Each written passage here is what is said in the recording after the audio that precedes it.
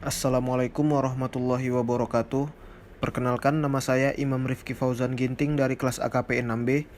Di sini saya akan mempresentasikan bab 22 yang berjudul Audit Siklus Akuisisi Modal dan Pembayaran Kembali dengan subtopik wesel bayar. Wesel bayar adalah kewajiban hukum kepada kreditor yang mungkin dijamin atau tidak dijamin oleh aset dan mengenakan bunga. Pada umumnya, wesel bayar diterbitkan selama suatu periode antara 1 bulan dan 1 tahun, tetapi ada juga yang lebih lama. Tujuan dari audit atas wesel bayar adalah untuk menentukan apakah yang pertama, pengendalian internal terhadap wesel bayar sudah memadai. Yang kedua, transaksi pembayaran pokok dan bunga yang melibatkan wesel bayar diotorisasi secara layak, serta dicatat sesuai dengan 6 tujuan audit yang berkaitan dengan transaksi. Yang ketiga, kewajiban untuk wesel bayar dan beban bunga terkait serta kewajiban akrual telah dinyatakan secara layak seperti yang didefinisikan oleh 7 dari 8 tujuan audit yang berkaitan dengan saldo. Dan yang terakhir, pengungkapan yang terkait dengan wesel bayar dan beban bunga terkait memenuhi 4 tujuan audit penyajian dan pengungkapan. Yang selanjutnya yang akan saya bahas yaitu pengendalian internal. Terdapat 4 pengendalian yang penting terhadap wesel bayar. Yang pertama yaitu otorisasi yang tepat atas penerbitan wesel baru. Tanggung jawab atas penerbitan wesel baru harus diberikan kepada Dewan Direksi atau personil manajemen tingkat tinggi. Pada umumnya, diperlukan 2 tanda tangan dari pejabat yang berwenang untuk semua perjanjian pinjaman, yang biasanya menetapkan jumlah pinjaman, suku bunga, syarat pembayaran kembali, dan aset yang dijaminkan. Yang kedua yaitu pengendalian yang memadai terhadap pembayaran kembali pokok dan bunga. Pembayaran bunga dan pokok secara periodik harus menjadi subjek pengendalian dalam siklus akuisisi dan pembayaran. Pada saat wesel diterbitkan, Departemen Akuntansi harus menerima salinan wesel itu, seperti ketika menerima faktur vendor dan laporan penerimaan. Yang ketiga, dokumen dan catatan yang memadai. Hal tersebut mencakup catatan pembantu dan pengendalian terhadap wesel kosong serta wesel yang telah dibayar oleh orang yang berwenang. Wesel yang telah dibayar harus dibatalkan dan ditahan di bawah pengawasan pejabat yang berwenang. Dan yang terakhir, yang keempat, verifikasi independen periodik.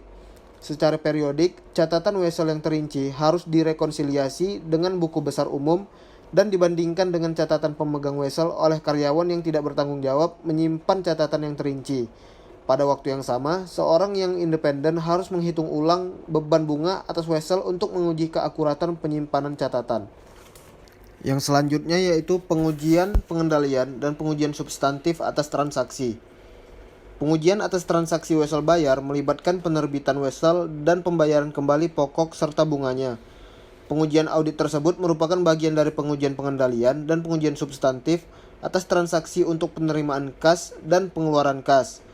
Pengujian pengendalian dan pengujian substantif atas transaksi tambahan juga sering dilakukan sebagai bagian dari pengujian atas rincian saldo karena materialitas dari setiap transaksi.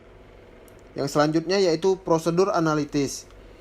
Prosedur analitis merupakan hal yang paling penting bagi wesel bayar karena pengujian atas rincian saldo untuk beban bunga dan bunga akrual seringkali dapat dieliminasi apabila hasilnya menguntungkan.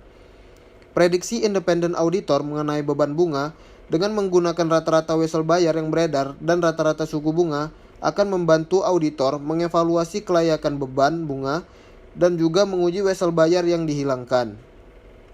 Yang selanjutnya yaitu pengujian atas rincian saldo. Metodologi untuk mendesain pengujian perincian atas saldo dalam siklus akuisisi modal dan pembayaran kembali sama yang diaplikasikan pada akun lainnya.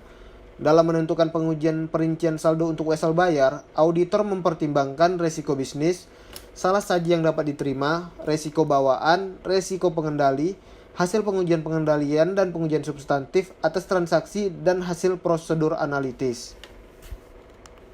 Terdapat 2 tujuan audit yang berkaitan dengan saldo yang paling penting dalam wesel bayar adalah yang pertama, wesel bayar yang ada telah dicantumkan atau kelengkapan.